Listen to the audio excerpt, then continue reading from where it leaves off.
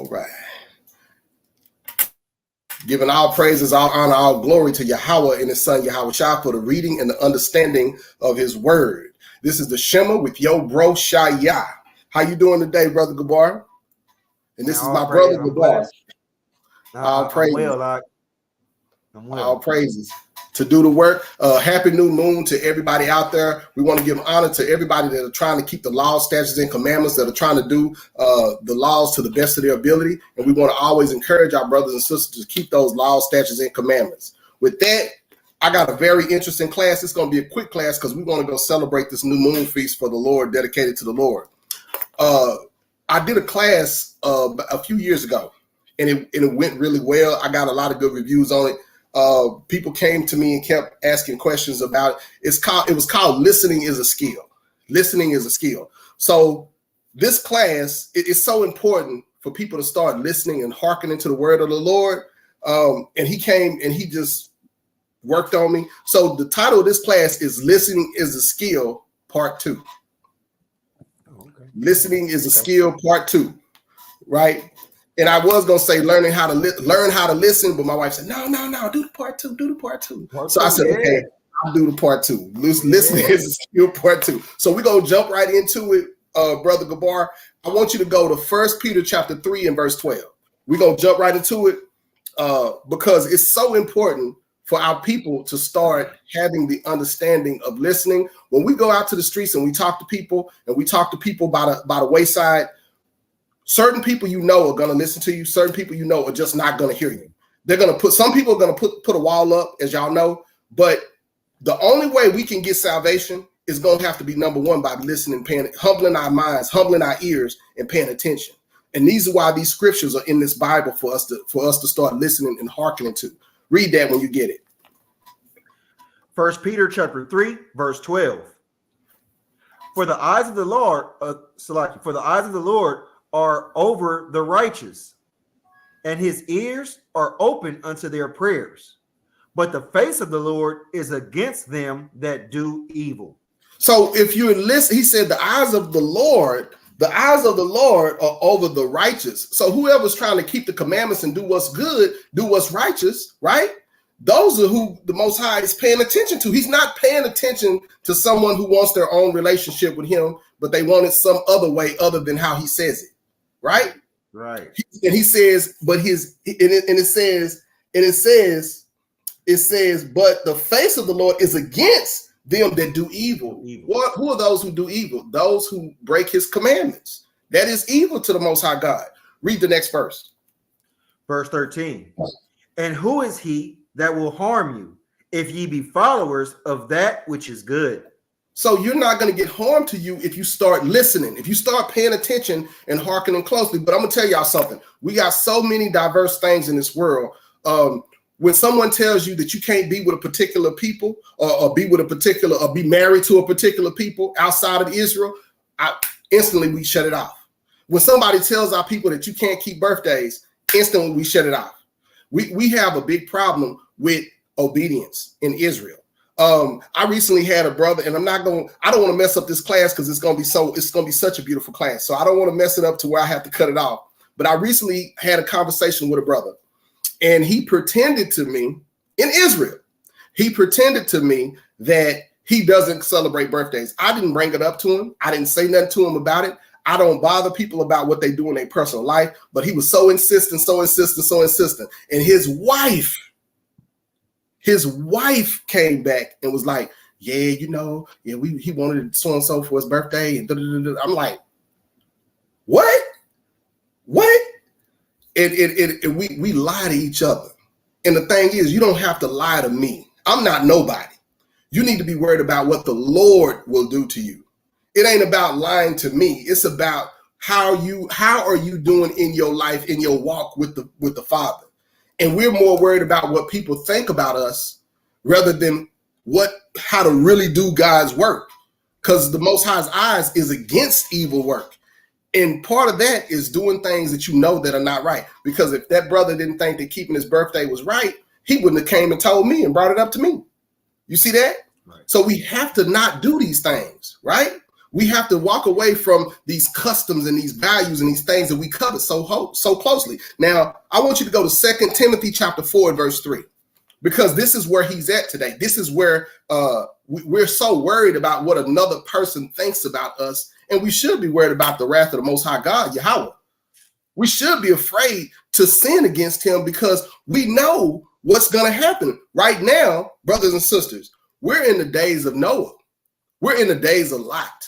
Yeah. That's where we are now. And for you to really think about being embarrassed about telling me something rather than doing the right thing, that is, to me, is ass backwards. It's ass backwards. I don't understand it. But go ahead when you get it. You said 2 Timothy 4 and what? 2 Timothy chapter 4 and verse 3. The book of 2 Timothy chapter 4, verse 3. For the time will come when they will not endure sound doctrine, but after their own lust shall they heap to themselves teachers having itching ears. You see that? People are not going to endure sound doctrine at the end. What is that? What is this talking about? This is talking about the inability to listen. This is talking about the inability that you know something is going wrong. You know something is not right, but you don't want to hear it. This is New Testament, y'all. The New Testament is saying the time will come. Read that again. The time will come. 2 Timothy chapter 4, verse 3. For the time will come when they will not endure sound doctrine, but after their own lusts shall they heap to themselves teachers having itching ears. So people are starting to do the things that they feel in their heart that they want to do. I've heard brothers that want to divorce, put away their wives. They come up with a Jedi mind trick to get out of the marriage. When the only way you can get out of a marriage is if she breaks the circle by fornication, or if he breaks the circle by fornication. But we got all these Jedis that want to get out of their marriage without going through the steps according to Scripture. And that is not right. That is, and I'm witnessing these things too. So this is why, this is part of the reason for the class. Go to Psalms chapter 37 and verse 30. We're gonna get some wisdom from our brother David, from our great grandfather David. We're gonna get some wisdom from him. Which psalm you want me to go to? Psalm chapter 37 and verse 30.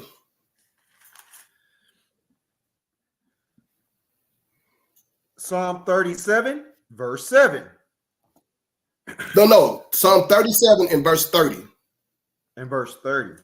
Psalm 37, verse 30.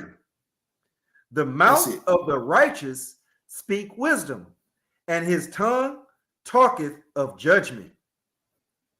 So the mouth of the righteous is supposed to speak wisdom.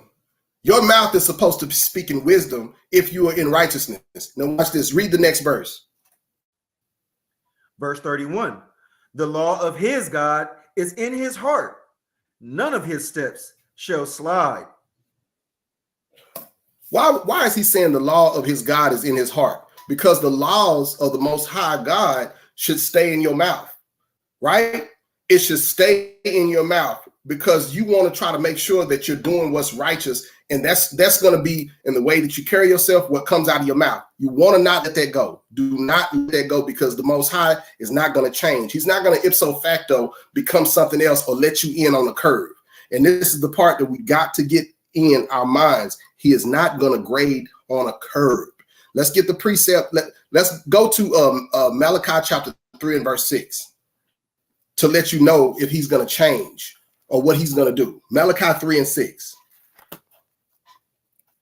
The book of Malachi, chapter 3, verse 6. For I am the Lord, I change not. Therefore, ye sons of Jacob are not consumed.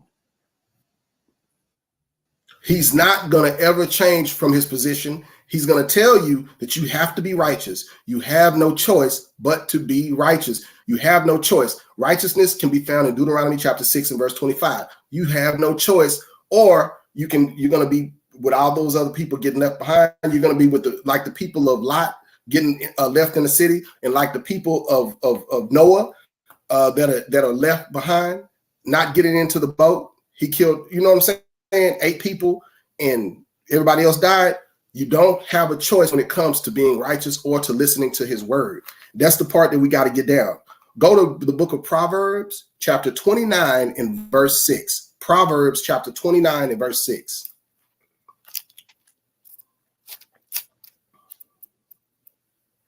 We're going to get some wisdom today.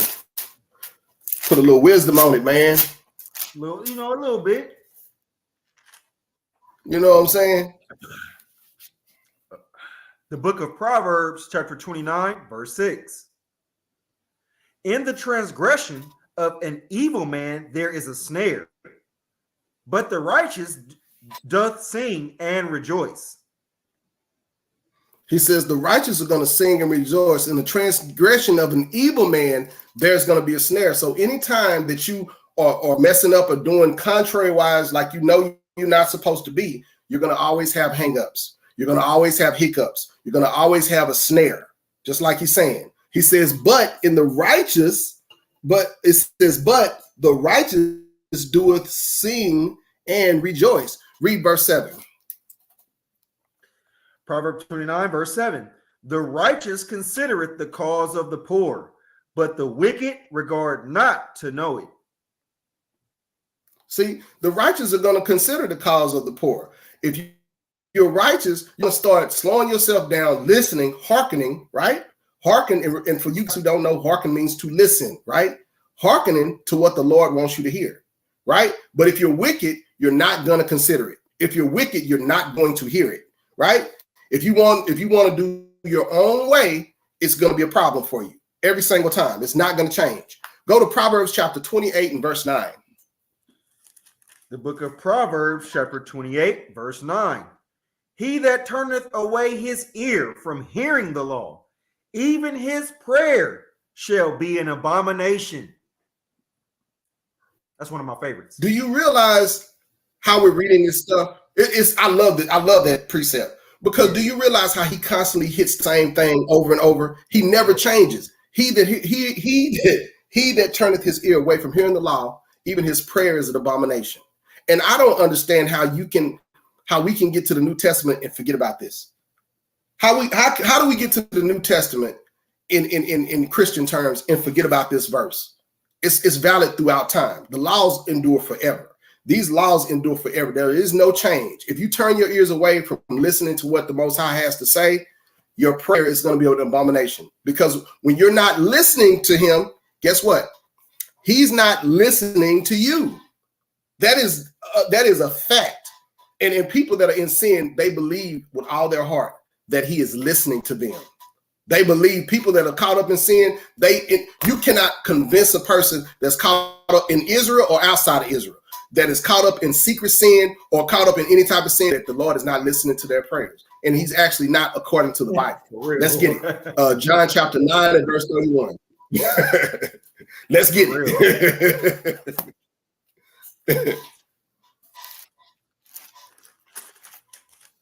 This is the book of John, chapter 9, verse 31.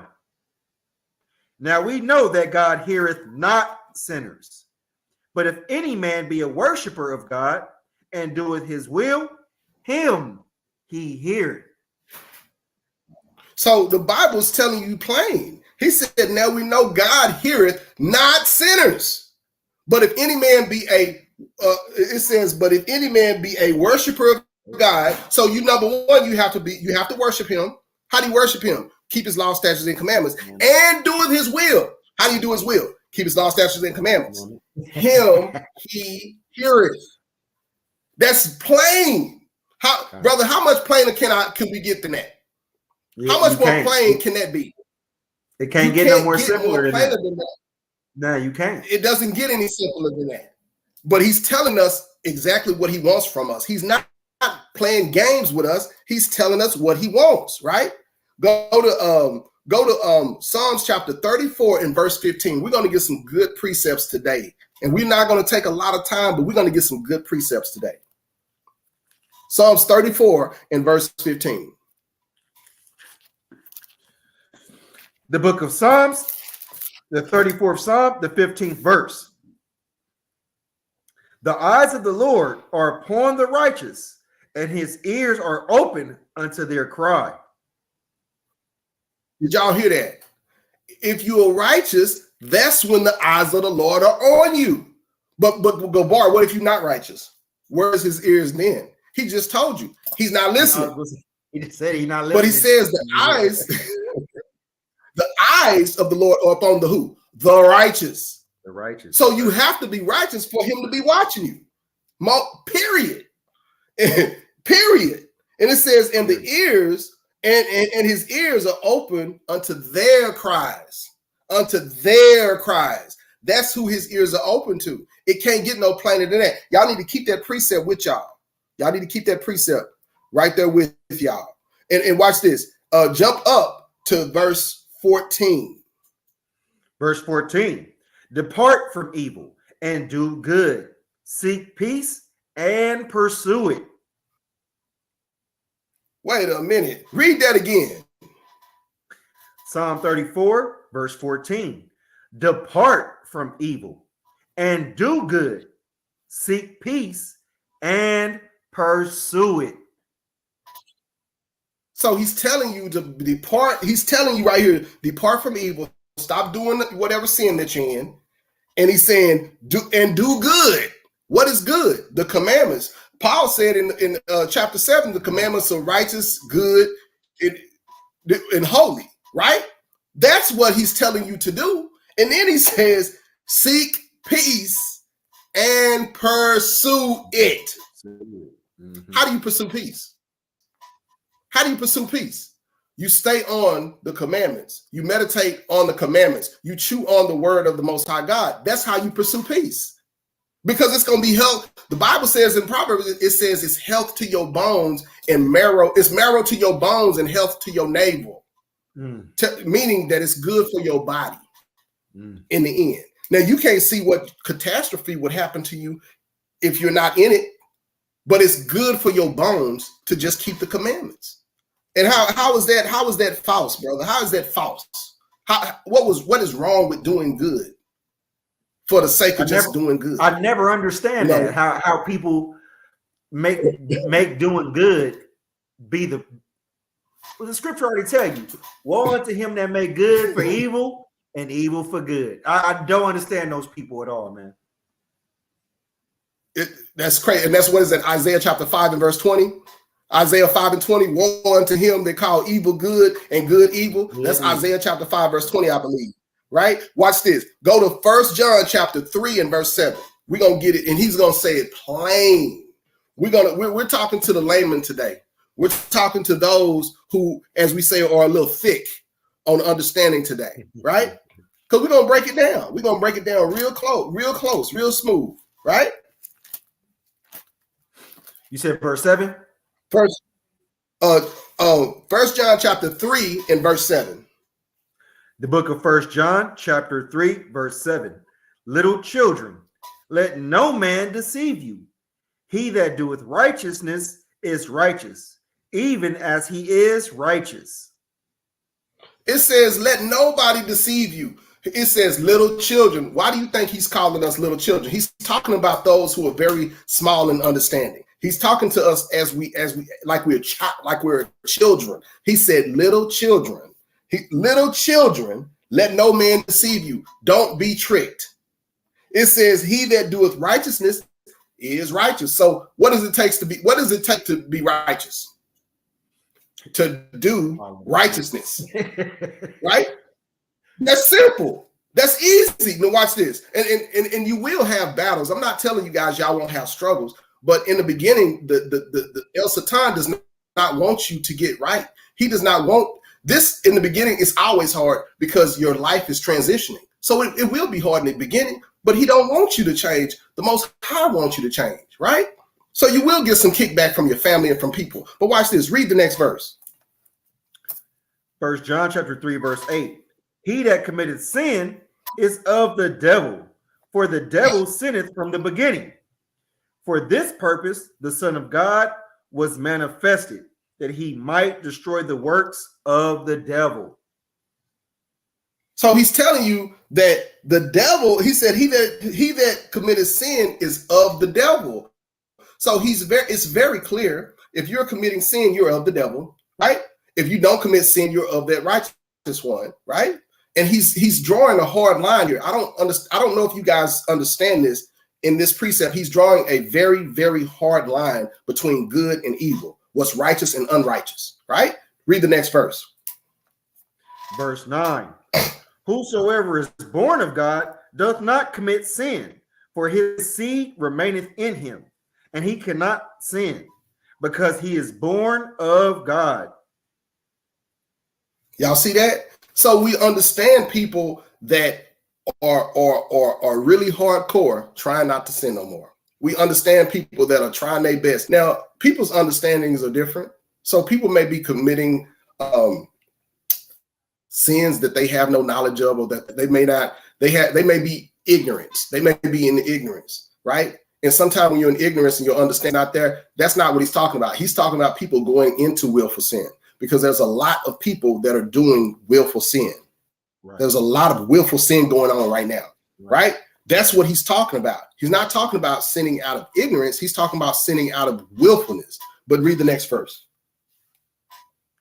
I was going to ask for that too. Verse 10. 1 John chapter 3, verse 10. In this, the children of God are manifest, and the children of the devil.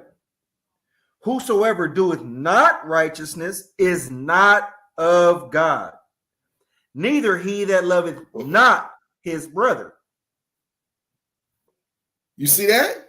If you doeth not righteousness, he says you're simply not of God. When you know to do right and you don't do it, that is evil. And it says neither those that love if you show hatred for your brother, if your brother has not done anything to you and you hate a brother without a cause. And that's a very big thing in Israel, with us hating one another without a cause. There are people that, I don't know, I just can't stand that dude. I just can't stand it for some reason. Everybody's felt it. Everybody's been through it. I can't sit here and tell you I've never felt it. I can't do that. But he's commanding us not to do that. He's commanding us, if that spirit comes over you of not liking a person for whatever reason, just disliking a person, I don't like your face, whatever. He's commanding to fight that spirit and to beat that spirit down, right? To not be that way with our brothers and sisters, because that is a very prevalent spirit in Israel today, very prevalent, and we hate each other like it's ridiculous. We have unnecessary hatred for each other, right? And if you just listen to this and hear it, you can get somewhere, right? But if you don't, it's not going to work for you. I want you to go to Psalms chapter 81. In verse 8, we're going to get some more.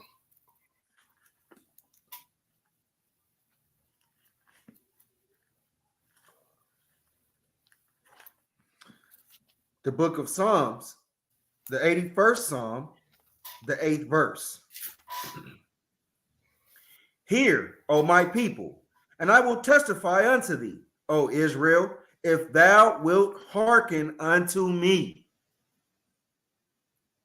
He said it twice. He said, hear, O my people, and I'll testify for you if you hear me, if you hearken unto me and listen. So he told you to listen in that precept twice. Now watch this. Read the next verse. Verse 9. There shall no strange God be in thee, neither shalt thou worship any strange God. So that is a commandment. That is actually the first commandment. Don't worship any strange God. That's for you people that are keeping your birthdays. He's telling you not to worship any strange God. He's telling you, and he told you twice right there. He's being very, very, very repetitive. But go ahead, read the next verse. Verse 10. I am the Lord thy God, which brought thee out of the land of Egypt. Open my mouth wide, and I will fill it. He said, open thy mouth wide, and I will fill it. So when when you're looking for understanding, you can have an abundance of it, but you have to let him do it. You have to lean on his understanding, not your own. Read it. Verse 11. But my people would not hearken to my voice, and Israel would none of me. See, that's us. That's us. We don't want to listen. That is our biggest demise. The fact that we don't listen enough is one of our biggest crutches in Israel. The fact that we don't hearken, don't want to listen is one of the biggest what do you call, what's the word, Gabar? One of the biggest the biggest crutches, the biggest mishaps that we have in our people. We hate listening. We hate it. That's how you know this is talking about us. Read verse 12. And we never had a point where we just all the way listened. We always somehow deviated and wandered off and found we always found. Never really fully just sat and said, "What you say, Lord? Okay, I'm doing that." We never did that. Exactly. We don't want to hear it. We just don't want to hear it. You know, we'd rather be doing something else. Read on. Verse 12. So I gave them up unto their own hearts. Salakia. So I gave them up to their own heart's lust, and they walked in their own counsel. So he gave us up to our own heart's lust, and we're doing that today. We are giving up to our own heart's lust today, and we're walking in our own counsel, because if we think it's okay, we think that's all the counsel that we need. Read on. Verse 13. Oh, that my people had hearkened unto me, and Israel had walked in my ways. Woo! Read on. I should soon have subdued their enemies and turned my hand against their adversaries. Y'all see that right there? If we just listen to him, he said right there, if we listen to him, he said he would have made our enemies subdued. He would have given us the whole world. He would have gave us power over our enemies. All we had to do was listen. Do you see how bad it is and how detrimental it is? That's the word. How detrimental it is not listening. He said, if you just listen to me, I would have subdued all your enemies for you. All you had to do was listen. Y'all see that? Read on. Verse 15. The haters of the Lord should have submitted themselves unto him, but their time should have endured forever. He said we should have been his forever. And this verse right here lets you know also that there is a difference between us and other people.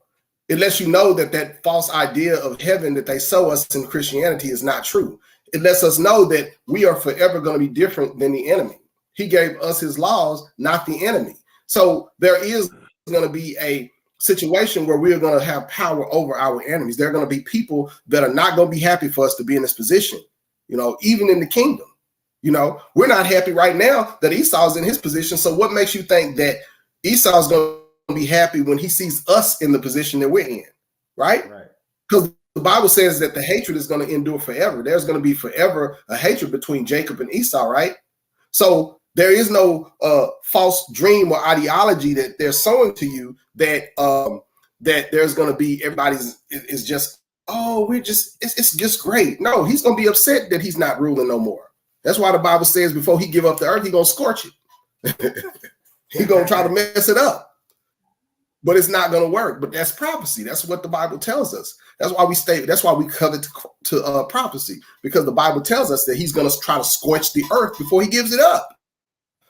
Read that last verse. Read verse 16. Psalm 81, verse 16. He should have fed them also with the finest of the wheat, and with honey out of the rock should I have satisfied thee. So that's letting us know that's how it would have been for us. We would have been fed with the honey from the rock. We'd have been fed. We'd have had the finest of wheat. We'd have had the finest of everything. All we had to do was listen. If we would have just listened, the world would have been our oyster. The world would have been, we'd have had it going on, y'all. But because we don't like it, because we don't want to listen, you know what I'm saying? Last verse. This is the last verse, and I am going a little fast today because we do have a new moon, and I wanted to keep it down to about 30 minutes. So we're making pretty good time. I want you to read Matthew chapter 18 and verse 4. This is the last verse.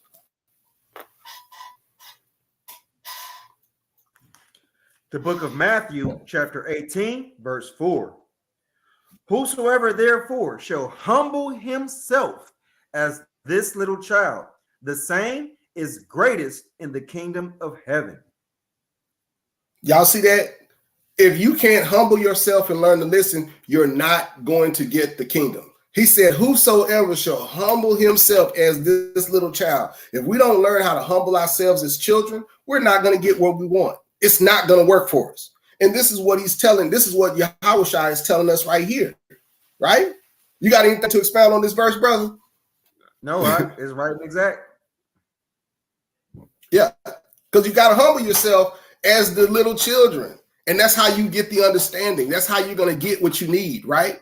And that's going to be a wonderful thing if we learn to humble ourselves and if we learn how to listen. Listening is a skill that we have to learn, that we have to make sure that we appropriate. We have to master this thing of listening. I get way further today, and I talk to you guys about this a lot. I get way further today with my wife, with everything that I have going on in my personal life by simply listening, by simply hearkening, by simply paying attention. The world opens up to me. Okay, I have a lot of good things going in my life because I'm able to humble myself and listen. I avoid, and I'm gonna tell y'all this, I avoid lots of trouble because I pay very close attention to detail and to people, and I listen. I keep myself out of a lot of trouble. I got people around me. Listen, in my barbershop, we worship 3 different gods. I worship the one true God, but we got people in there that worship different gods. And because I'm able to listen and hearken, the Most High, he's still blessing me and people around me, even though they don't worship my God, even though they don't worship the one true God of Abraham, Isaac, and Jacob, they can see whatever this dude is doing is good. And that's what we're supposed to be, y'all. That light to the other people, regardless of who they worshiping. They're supposed to see us worshiping the Most High Yahweh, and they're supposed to see us as being a light. And that's all I got. Man, right and exact, that's all I got. And it was right to the I had to do it a little quick today. You know what I'm saying? Now, that was all great, praises, man. All praise. Hey, thank you, man. All praise to the Most High. Give it all to Him. Glory to the Most High and His Son Yahushua. I hope to see y'all, man, at the celebration, man. We're gonna have a wonderful time. We're gonna get us some food, and we're gonna listen to some nice music. And tell your wife if she come, man, that she can just sit down and just be cool and just eat something, you know, and just relax, you know, because we're gonna be chilling, man.